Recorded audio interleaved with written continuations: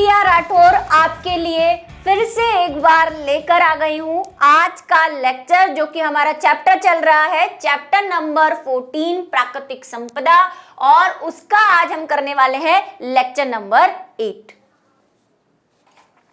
तो शुरू कर लेते हैं आज की बायो की कहानी को। और बायो की कहानी में आज हम पढ़ने वाले हैं मृदा में खनिज की प्रचुरता, यानी कि मिट्टी क्या है और मिट्टी क्यों इतनी उपजाऊ होती है, क्या रीजन है उसका, तो और उस रीजन में क्या क्या चीजें आती है, कैसे बनता है, इसके बारे में पढ़ेंगे। काफी कुछ चीजें हमें पढ़नी है। तो बात करते हैं मृदा में खनिज की प्रचुरता। हम जानते हैं कि मिट्टी क्या है, तो हम बोलते हैं कि मिट्टी जो है एक उपजाऊ लैंड का पार्टिकल है, या पूरी जो अर्थ है उस पे बहुत सारी चीजें हैं, चट्टाने हैं, ठीक है, और मिट्टी है और पत्थर है। लेकिन मिट्टी क्यों स्पेशल है, सॉइल क्यों स्पेशल है? क्योंकि वो उपजाऊ है, उसके अंदर फर्टिलिटी है, फर्टिलिटी है उसके अंदर, ठीक है। और इसी फर्टिलिटी के कारण हम क्या करते हैं, सॉइल के अंदर क्रॉप्स या फसलों को बोते हैं। तो उन्हीं के बारे में आज हमें चर्चा करनी है कि कौन कौन से खनिज लवण जो है मृदा के अंदर होते हैं। तो बहुत सारे खनिज लवण हमारे पास एग्जाम्पल है। हमारे पास नाइट्रोजन होता है सॉइल के अंदर, कैल्शियम होता है, मैग्नीशियम होता है, फॉस्फोरस होता है, बहुत लंबी लिस्ट है इसकी, और जिंक भी होता है कुछ मात्रा में। तो बहुत सारे खनिज जो है मृदा के अंदर मिले रहते हैं, और उसी में कैसे बनते हैं, क्या होता है, उसके बारे में आज हम इस चैप्टर के अंदर पढ़ने वाले हैं। एक क्षेत्र में जीवन की विविधता को निर्धारित करने में एक महत्वपूर्ण संपदा मृदा है, कि अगर कोई भी क्षेत्र है तो उसकी मृदा या मिट्टी उस क्षेत्र की प्राकृतिक संपदा को निर्धारित करने का एक बहुत बड़ा पॉइंट है। जैसे कि अगर हम बोल रहे थे, इतनी बार में हमने ये चीज कह दी कि भाई केरल वगैरह जो है वहां पे भाई हरियाली ही हरियाली है, क्योंकि वहां की मिट्टी अलग है, उपजाऊ है, तो वहां सब कुछ उगता है। आप चले जाओ बनारस, गंगा, हिमालय के क्षेत्रों में जहाँ पे हमेशा जो है उपजाऊपन मिला रहता है। एमपी के साइड चले जाओ, है ना, पंजाब के साइड चले जाओ, तो वहां पे मिट्टी अलग है। मिट्टी के भी आपने प्रकार पढ़े होंगे, काली मिट्टी, भूरी मिट्टी, दोमट मिट्टी, इस तरह से आप पढ़ते हुए आए हैं, सोशल के अंदर आपने पढ़ा होगा। तो मिट्टी के प्रकार के आधार पर ही वहां पे फसलें उगती है, वहां पे जो है पैदावार होती है, और उसी के हिसाब से वहां का जो प्राकृतिक संपदा का वातावरण है वो उतना ही घना या अच्छा होता है। जैसे कि रेगिस्तान में हम कहते हैं कि यहाँ की मिट्टी इतनी उपजाऊ नहीं है, तो काफी चीजें नहीं उग पाती है, ठीक है। जो डेजर्ट वाला एरिया है वहां तो कुछ उगता ही नहीं है, कुछ एक दो प्रकार के जैसे खेजड़ी वगैरह है ये उग जाते हैं, जिनको पानी की कमी होती है। और जो हरियाली वाला एरिया है जहाँ पे डेजर्ट नहीं है, थोड़ा बहुत उपजाऊ है, तो वहां की मिट्टी में भी खारापन जरूर है। कहते हैं कि राजस्थान की जो पानी है, बहुत कम ऐसे एरियाज हैं जहाँ से अंडरग्राउंड जो पानी निकलता है वो मीठा निकलता है, वरना खारा निकलता है। और यहाँ की मिट्टी में खारापन भी है, क्योंकि असर तो रहेगा। तो मिट्टी इतनी उपजाऊ नहीं है जितनी अगर हम बात करें कि उत्तर प्रदेश, पंजाब या एमपी साइड की मिट्टी है। वहाँ पे स्पेशल टाइप की मिट्टी पाई जाती है, काली मिट्टी, कपास जहाँ पे मस्त उगता है ना। राजस्थान में बाजरा वगैरह का खेती ज्यादा होती है। तो मिट्टी जो है वो ये निर्धारित करती है कि वहाँ की संपदा में कितनी वैरायटी होगी, कितनी जैव विविधता होगी, इस सब को भी क्या करती है, वो समझाती है। पृथ्वी की सबसे बाहरी परत को भूपृष्ठ, जिसको हमने कहा था क्रस्ट भी कहते हैं इसको, है ना, भूपृष्ठ। एक डायग्राम आपको बताया था, सबसे बाहर जो होता है भूपृष्ठ यानी क्रस्ट होता है, फिर जो होता है बीच में कोर होता है, और जो सेंटर में होता है वो कोर होता है, और मेंटल होता है। ये बात हमने की थी। इस परत में पाए जाने वाले खनिज जीवों को विभिन्न प्रकार के पालन पोषण करने वाले तत्व प्रदान करती है। और ये क्या करता है, ऊपर की जो लेयर है धरती की, वो मिट्टी का काम करती है। हर जगह मिट्टी नहीं है, कई चट्टाने भी है, कई पत्थर भी है, लेकिन इसका मेन काम क्या है कि जो पेड़ पौधे इस पे उग रहे हैं, जो छोटे सूक्ष्म जीव इस पे रह रहे हैं, उनको क्या प्रदान करना, खनिज व पोषक प्रदान करना। हमें भी करती है, लेकिन हमें डायरेक्टली नहीं करती। हमें या तो पानी हम जब जमीन से निकालते हैं तो उसके थ्रू हमें मिनरल आ जाते हैं, या फिर हम अगर किसी पेड़ पौधे को खा रहे हैं तो उसके थ्रू हमारे अंदर क्या चले जाते हैं, ये खनिज और लवण चले जाते हैं मिट्टी से। हजारों और लाखों वर्षों के लंबे समय अंतराल में पृथ्वी की सतह या उसके समीप पाए जाने वाले पत्थर विभिन्न प्रकार के भौतिक, रासायनिक और कुछ जैव प्रक्रमों के द्वारा छूट जाते हैं, टूट जाते हैं। टूटने के बाद सबसे अंत में बचा हुआ महीन कण मृदा है। मृदा ऐसे ही नहीं बनती, मृदा बनने की प्रक्रिया जिसको हम कहते हैं वेदरिंग, वेदरिंग कहते हैं इसको। मृदाकरण जिसको कहते हैं या मृदीकरण भी कहते हैं। मिट्टी बनने की क्रिया, मिट्टी निर्माण की क्रिया, ये ऐसा नहीं है कि आज मिट्टी बन गई। मिट्टी बनने में लाखों साल लग जाते हैं। मिट्टी किससे बनती है? तो मिट्टी चट्टान से बनती है। मान लो कोई चट्टान है ना, इस चट्टान पे बहुत हाई टेम्परेचर, सूरज की रोशनी, पानी, है ना, और कुछ एनिमल जिनके बारे में हम पढ़ेंगे, कुछ जीव, कुछ प्लांट ऐसे होते हैं जो धीरे धीरे पहले तो इन चट्टानों को छोटे छोटे टुकड़ों में तोड़ते हैं, फिर ये छोटे टुकड़े और छोटे टुकड़ों में टूटते हैं, फिर ये छोटे टुकड़े और बारीक कणों में टूटते हैं, और फिर अलग अलग प्रकार की मिट्टी हमें देखने को मिलती है। जैसे मिट्टी अगर आप देखें तो बहुत प्रकार की होती है ना, जैसे सैंड सॉइल होती है, रेती जिसको आप कहते हैं, रेत। एक होती है क्लेई सॉइल, ये सब आप सोशल में पढ़े होंगे, चिकनी मिट्टी जिसको हम कहते हैं। तो ये अलग अलग प्रकार की मिट्टी आपको क्यों देखने को मिलती है? कुछ ऐसे होते हैं जो कंकड़ होते हैं मिट्टी के अंदर, ये कंकड़ या पेबल्स, ये मिट्टी के अलग अलग रूप आपको ये बता रहे हैं कि मिट्टी ऐसे बन रही है। पहले मिट्टी चट्टान से बनती है, चट्टान से पहले थोड़े बड़े टुकड़े बनते हैं जिसको हम पत्थर कहते हैं, पत्थर से फिर छोटे टुकड़े बनते हैं जिसको हम और छोटे या सिल्ट्स कहते हैं, सिल्ट्स के बाद जो है सैंड बनती है, फिर क्ले बनती है, फिर चिकनी मिट्टी बनती है। और ये डिपेंड करेगा कि वो चट्टान कैसी थी, उसके हिसाब से मिट्टी बनती है, काली मिट्टी, भूरी मिट्टी, जो आप दोमट मिट्टी, ये सब जो पढ़ते हो उस हिसाब से। तो ये मिट्टी बनने का जो प्रक्रम है वो बहुत लाखों साल लग जाते हैं इसको बनने में, और इसको बनने में कई चीजें योगदान देती हैं जिनके बारे में हम पढ़ेंगे एक एक करके। तो मिट्टी में जो चीजें हैं, पत्थर बनता है और उसमें कई जैव प्रोसेस होते हैं, मतलब जैव प्रक्रम होते हैं जिसमें प्लांट भी योगदान देते हैं, एनिमल भी योगदान देते हैं, कुछ सूक्ष्म जीव भी योगदान देते हैं, और उसके बाद मिट्टी का निर्माण होता है। ठीक है, चलो। तो सबसे पहला जो मिट्टी योगदान करेगा उसका नाम है सूर्य। जो मैंने कहा ताप, भाई ताप कहां से आएगा? एकमात्र स्रोत, प्राकृतिक स्रोत हमारे पास जो है ताप का, वो है सूर्य। जब सूर्य की रोशनी बड़ी बड़ी चट्टानों पे या पत्थरों पे भी, मान लो छोटे, अगर चट्टान का कोई छोटा फॉर्म है, पत्थर है, तो जब बहुत ज्यादा टेम्परेचर सूर्य का चट्टानों पे गिरता है तो चट्टानें धीरे धीरे क्रैक होने लग जाती है, उन पे दरारें हो जाती है। अब ये दरारें क्या करेंगी? भाई देखो, यहां एक दरार आ गई, यहां एक दरार आ गई, तो क्या हो जाएगा? ये चट्टान जो है वो 3 टुकड़ों में बढ़ जाएगी। पहले तो दरार आई, वो दरार और बड़ी हुई और बड़ी हुई और बड़ी हुई, फिर कोई जानवर या कोई चीज वहां से गुजर रही है तो उस चट्टान पे जैसे टकराई तो वो 3 पार्ट में डिवाइड हो गई, फिर वो अलग हो गया, उस पे और सूर्य का तापमान बढ़ा तो वो जो छोटे टुकड़े हैं उसमें फिर दरार आई, और फिर वो और छोटे टुकड़ों में बढ़ गया। ये प्रोसेस चलता रहता है, ये प्राकृतिक प्रोसेस है। तो क्या हुआ?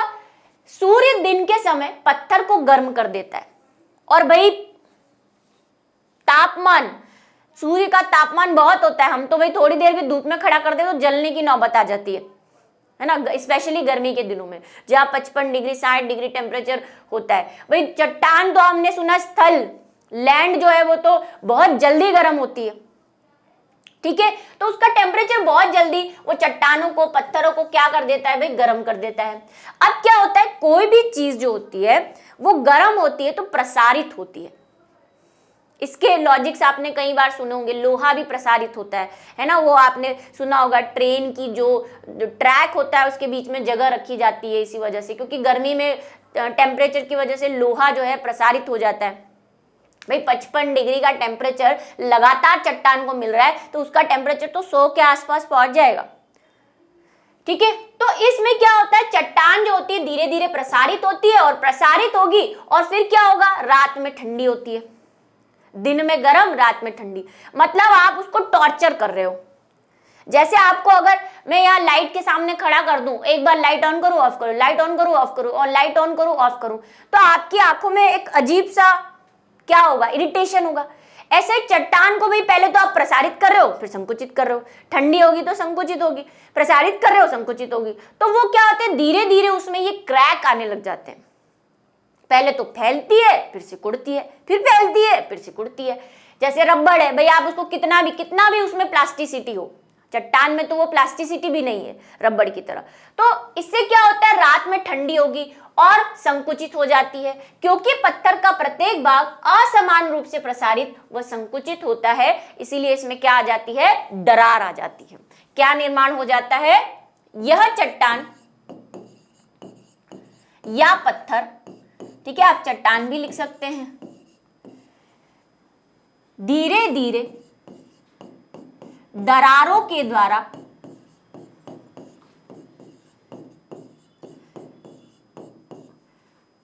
टुकड़ों में बढ़ जाती है।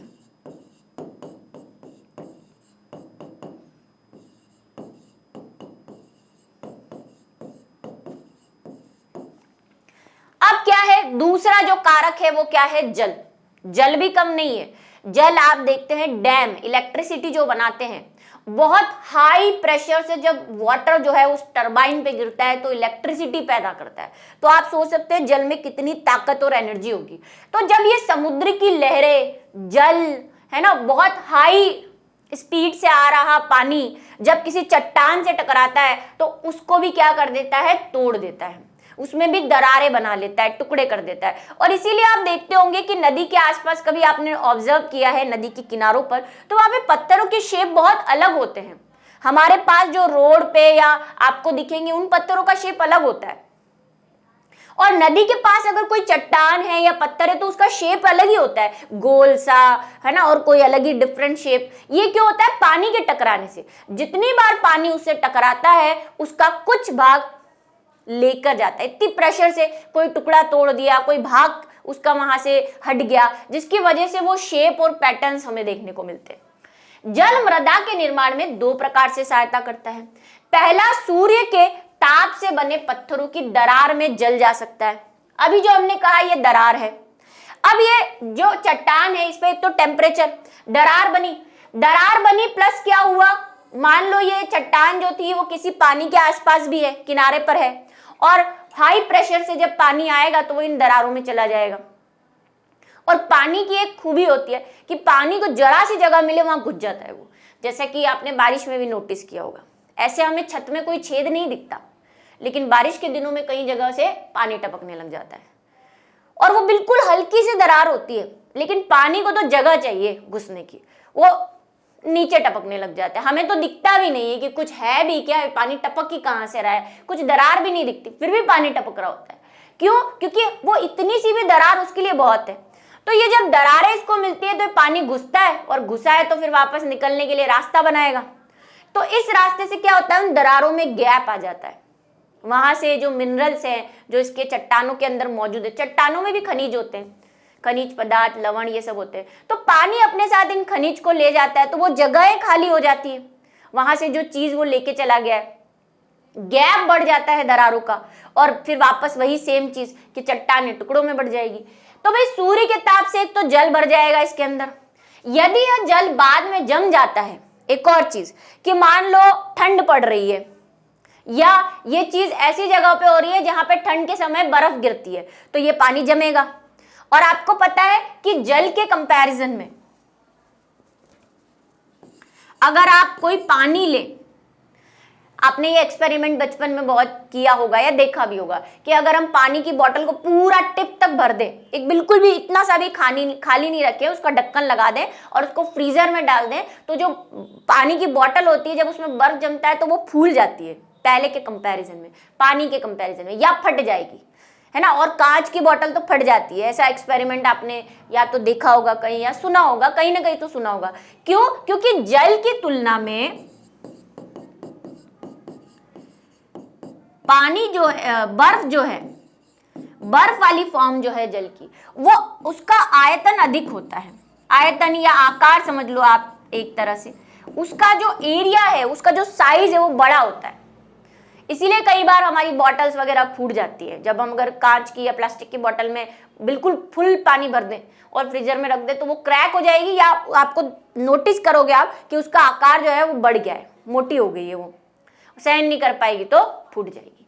ठीक है, तो क्या होता है जब जमता है तो ये दरार को और अधिक चौड़ा कर देगा, क्योंकि ज्यादा जगह चाहिए बर्फ को, तो बर्फ दरार को और धक्का देगा, तो चट्टानें और दूर होगी, काम वही होगा, एट लास्ट टूटेगी वो चट्टान। ठीक है, दूसरा, बहता हुआ जल कठोर पत्थरों को भी तोड़ देता है। यही बात मैंने की कि हाई प्रेशर से जब पानी आएगा तो वो चट्टानों को, टुकड़ों को, पत्थरों को तोड़ देता है। ठीक है, तेज गति के साथ बहता हुआ जल प्राय अपने साथ बड़े व छोटे पत्थरों को बहा कर ले जाता है। अब नदी में आपने देखा होगा भाई, पत्थर वही एक जगह नहीं रहते, वही इतनी प्रेशर से जब पानी आता है तो जो टुकड़ा उसने किया है उसको भी अपने साथ बहा ले जाता है और एक जगह से दूसरी जगह उस पत्थर को ले जाता है। और यही पत्थर, देखो ये जो चीज हम पढ़ रहे हैं, मैंने पहले ही कह दिया, लाखों सालों में होती है। ऐसा नहीं है कि आज मिट्टी बनी कल मिट्टी बन गई, ऐसा नहीं है, लाखों साल लगते हैं मिट्टी बनने में। और इसीलिए हमें उस मिट्टी की, और स्पेशली उपजाऊ मिट्टी की, उपजाऊ क्यों मैं तो कहती हूँ कि अगर डेजर्ट भी है, मरुस्थल भी है, तो उसकी हमें कद्र करनी चाहिए, है ना। बहुत टाइम लगता है मिट्टी बनने में, वेदरिंग जो प्रोसेस है वो बहुत लंबा प्रोसेस है। अब वायु का भी योगदान है, ये भी पीछे नहीं है। वायु प्रकार जल में पत्थर एक दूसरे से टकराने के कारण टूटते हैं और उसी तेज हवाएं भी पत्थरों को तोड़ देती है। हवाएं भी यही काम कर रही है, बड़े बड़े पत्थर तोड़ सकती है हवाएं भी, उसमें भी बहुत, आप तो देखा ही होगा आपने न्यूज वगैरह में, तूफान आता है तो बड़े बड़े बिल्डिंग्स को तोड़ देता है। तो जब इतनी बड़ी बिल्डिंग उसके सामने नहीं टिक पा रही है तो छोटे मोटे पत्थरों का तो क्या ही कह सकते हैं। अच्छा, वायु जो है वो भी क्या करती है, योगदान देती है। जीव भी मृदा के बनने की प्रक्रिया को प्रभावित करते हैं। कैसे करते हैं जीव, इसको देखो। जैसे कि अब देखो मैं आपको प्रोसेस समझाती हूं कैसे बनती है मिट्टी, एग्जैक्ट प्रोसेस क्या होता है। देखो ये चट्टान है, इस पे क्या हो रहा है, इस पे सूर्य का प्रकाश भी गिर रहा है, ठीक है। इस पे पानी भी आ रहा है, मान लो यहां से कहीं पानी, इस साइड बनाती हूं मैं पानी क्योंकि मुझे इस साइड और भी कुछ बनाना है। मान लो पानी की ऐसे बौछारें आ रही हैं, इस पे तेज पानी, जल भी आ रहा है इस पे, उधर से वायु भी आ रही है बहती बहती। ये तीन तो काम कर ही रहे हैं, है ना। इससे क्या हुआ, इन तीनों से जो काम होने वाला है कि भाई हमने कहा कि पहले तो चट्टान, ये जो सूर्य होगा उसकी वजह से चट्टान में दरार आ जाएगी। ये दरार आ गई, मान लो पानी, सूरज और इसकी वजह से ये दरार आ गई।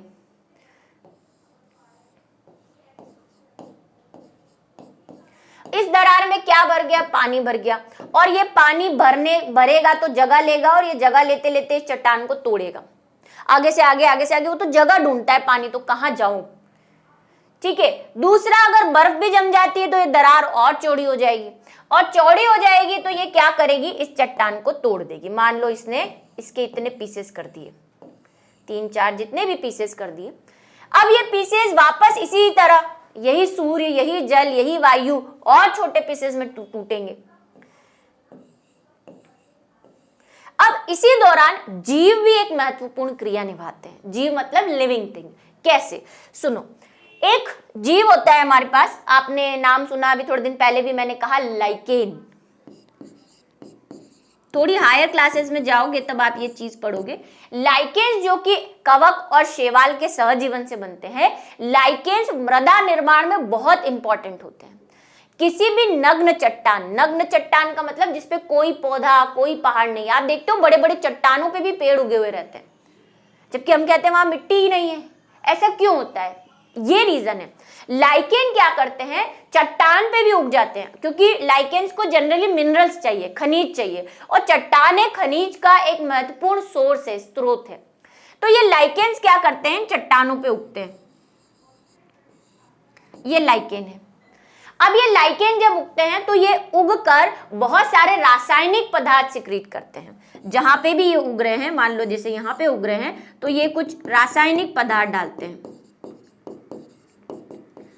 रासायनिक पदार्थ के बारे में आपको क्या ही बताऊं, सभी पता है कि कुछ तो ऐसे खतरनाक रसायन होते हैं जो चमड़ी क्या, चट्टान क्या, पत्थर क्या, सबको गला देते हैं। तो इनके जो रासायनिक पदार्थ होते हैं ये धीरे धीरे चट्टानों को गलाने लग जाते हैं, और गलाएंगे तो क्या होगा, वही सेम प्रोसेस, चट्टानें टूटेंगी, है ना, चट्टानों का पाउडर बनेगा छोटा छोटा, है ना, पाउडर फॉर्म में आ जाएगा। अब जब पाउडर फॉर्म में आ जाता है तो हम ये कह सकते हैं कि पाउडर फॉर्म यानी कि मिट्टी जैसी कुछ संरचना बनने लग गई है। अब इसमें थोड़ा थोड़ा मिट्टी का निर्माण होने लग जाता है ना। नेक्स्ट प्रोसेस में क्या होगा, अब इन लाइकेन की वजह से यहाँ पे थोड़ी मिट्टी निर्माण होने लग गया है, लाइकेन की वजह से। ये लाइकेन खत्म हो जाएंगे थोड़े दिन में। अब ये जो मिट्टी निर्माण हुआ है, मान लो हवा चल रही है, वायु आ रही है, उसके साथ कोई बीज आ गया, कुछ भी आ गया, वो बीज यहाँ पे आके गिर गया। ये तो मैं आपको बहुत शॉर्ट में बता रही हूँ, इसके पहले मॉस भी आते हैं, है ना, ब्रायोफाइटा पढ़े हैं ना हमने इससे पहले वाले चैप्टर में। मॉस आते हैं, मॉस के बाद फिर छोटी छोटी झाड़ियां लगती है, झाड़ियों के बाद पेड़ बनता है। ऐसे एकदम पेड़ बन गया ऐसा नहीं होता, लेकिन हम एक इमेजिनेशन से काम ले रहे हैं कि मान लो कोई ब्रायोफाइटा का ही कोई बीज आ गया मॉस का, है ना, और यहाँ पे आके लग गया, तो इसको तो मिट्टी मिल गई, जितनी भी मिट्टी है उसमें ये उग जाएगा।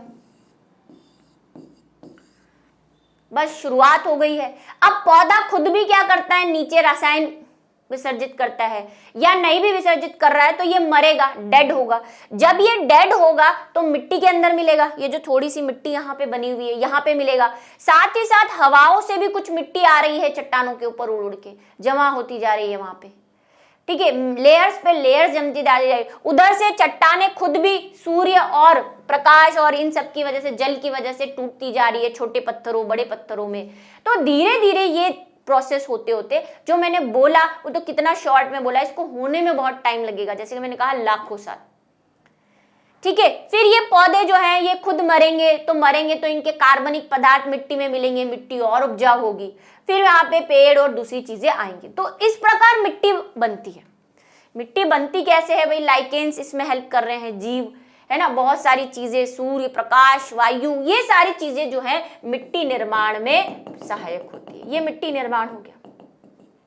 लेकिन खाली मिट्टी निर्माण भी जरूरी नहीं, उसका उपजाऊ होना भी जरूरी है। और ये उपजाऊ उसको कौन बना रहे हैं, ये लाइकेन्स, ये मरे हुए पौधे जो मर जाएंगे, कुछ एनिमल वहां पे आके मर गया तो उसका कुछ, ये सारा। मेनली हमें मिट्टी के अंदर क्या चाहिए होता है, हमें ह्यूमस चाहिए होता है। ह्यूमस क्या है, मिट्टी की सबसे ऊपरी लेयर, मिट्टी की सबसे ऊपरी और उपजाऊ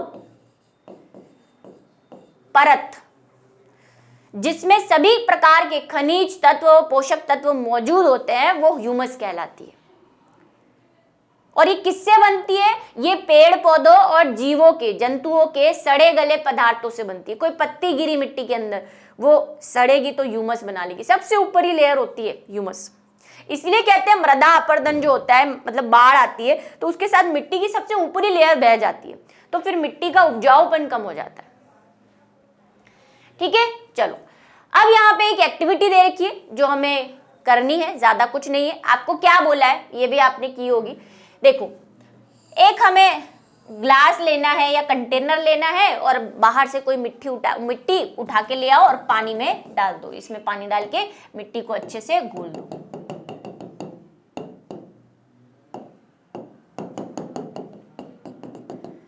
अच्छे से इसको हिला लो, हिलाओ हिलाओ हिलाओ, हिला लो, गट्टी पीस दी।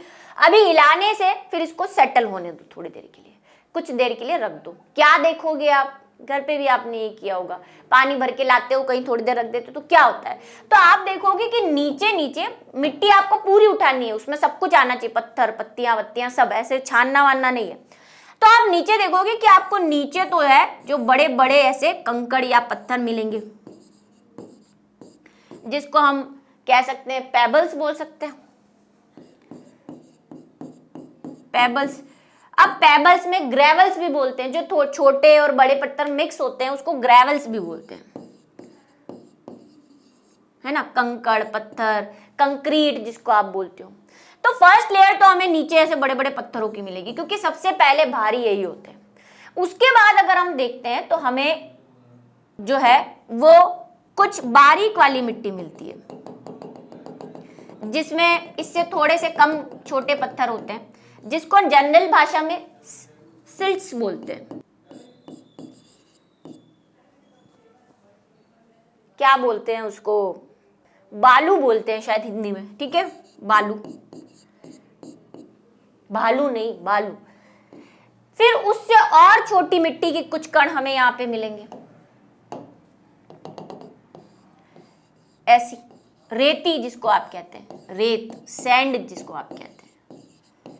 और सबसे ऊपर की तरफ आपको मिलेगी सबसे बारीक कण, और वो होते हैं क्ले के, सबसे बारीक मिट्टी। क्या मिलेगी? क्ले, चिकनी मिट्टी जिसको आप कहते हैं। ये सब किसके अकॉर्डिंगली? ये उनके भार के हिसाब से जमी है। जो सबसे भारी होगा वो सबसे नीचे आ जाएगा, जो फिर और जैसे जैसे हल्का होता जाएगा वो। अब आप जब मिट्टी को देखेंगे, आपको यहाँ पे कुछ सवाल भी पूछे हैं इसके लिए। पहला पूछा है कि क्या बीकर के तल में मृदा समांगी है या परतों में विभाजित है? क्या ये सब कुछ हिलाने के बाद जब आपने इसको थोड़ी देर रखा, ये एक्सपेरिमेंट में आपने आगे के चैप्टर्स में भी किया होगा, जहां पे समांगी विषमांगी मिश्रण के बारे में पढ़ा होगा आपने, है ना, वो कोलाइडी विलियन, उसमें भी ये किया होगा आपने।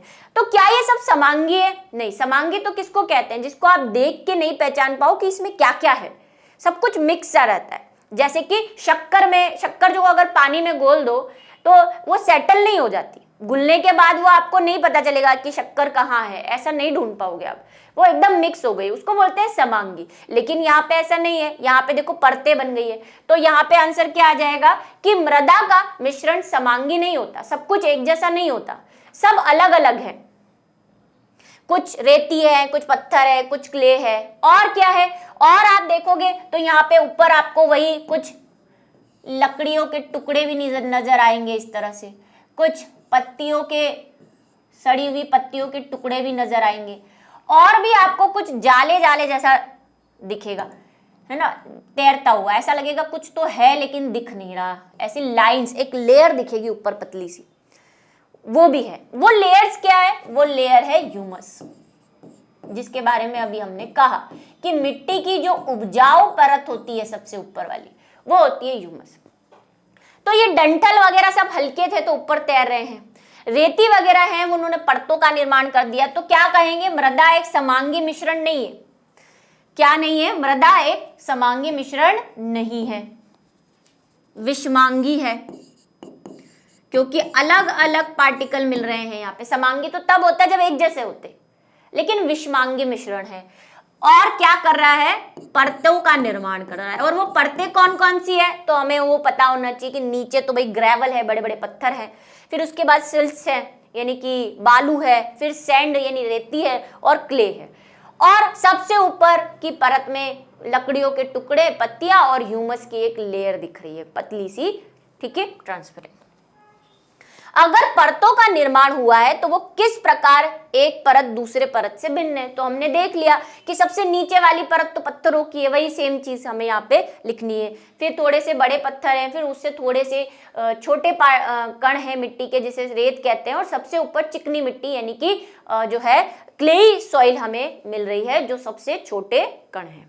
सबसे भारी वाला नीचे मिलेगा पैंदे में। क्या वहां जल की सतह पर कुछ तैर रहा है? हाँ, तैर रहा है। क्या क्या तैर रहा है? एक तो कचरा, कचरा ही लिख दो भाई, पत्तियों का, पत्तियां, डंठल, है ना, कचरा, और एक और लेयर हमें साथ साथ मिल रही है, वो किसकी है? ह्यूमस की। कुछ तैर रहा है, बिल्कुल तैर रहा है। क्या आप सोच सकते हैं कि कुछ पदार्थ जल में घुल गए होंगे? आप इसे कैसे रोकेंगे?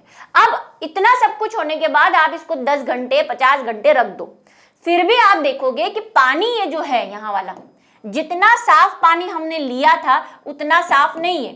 अभी भी इसमें कुछ छोटे छोटे पार्टिकल दिख रहे हैं, धुंधला दिख रहा है पानी, एकदम साफ नहीं हुआ है। क्यों? क्योंकि अभी भी कुछ पदार्थ जो है जल के अंदर घुले हुए हैं। तो ये यही पूछ रहा है, क्या अभी भी कुछ पदार्थ हैं जो जल के अंदर घुले हुए हैं? बिल्कुल घुले हुए हैं। और वो क्या है? वो ह्यूमस का ही कुछ भाग है। एक तो वो क्या है? ह्यूमस का ही कुछ भाग है, और ऐसे मिट्टी के पार्टिकल है जो निलंबित अवस्था में रहते हैं। ये सब हम वही आगे वाले चैप्टर में पढ़ के आए हैं। तो हम क्या बोलेंगे कि हाँ, जल में अभी भी कुछ पदार्थ जो है वो घुली हुई अवस्था में मिल रहा है। अभी आप बोलेंगे आपने इसे कैसे रोकेंगे, आप इसे कैसे रोकेंगे? तो रोक तो हम नहीं सकते क्योंकि वो घुली हुई अवस्था में। हम क्या कर सकते हैं, सिर्फ चेक कर सकते हैं कि क्योंकि वो उसका पानी का कलर चेंज नहीं हो रहा, तो हमने इससे ये प्रूफ कर दिया कि कुछ ना कुछ यहाँ पे क्या है, बैठा हुआ है। हो सकता है कि आप बहुत ज्यादा समय तक रख दो या कोई रासायनिक पदार्थ इसके अंदर मिला लो, जैसे कि फिटकरी है ना, फिटकरी पानी साफ करने के लिए, तो आप फिटकरी मिला के इसको जो क्या कर सकते हो, रोक सकते हो। ये सारे पार्टिकल धीरे धीरे और नीचे बैठ जाएंगे। ठीक है, तो ये एक्टिविटी थी जिसको हमने देखा, और इसी के साथ आज का जो लेक्चर है वो भी यहाँ पे खत्म होता है, और मिलेंगे नेक्स्ट लेक्चर में। इसमें बहुत सारी एक्टिविटीज है, लेकिन वो एक्टिविटी हमने कहीं ना कहीं की हुई है और ज़्यादा उसमें कुछ वैसे नोटिस करने वाली बात नहीं है। आप नॉर्मल लाइफ में भी उसको देखते हैं। तो खत्म करते हैं लेक्चर, मिलेंगे नेक्स्ट वीडियो के अंदर नई कहानियों के साथ। तब तक के लिए बाय।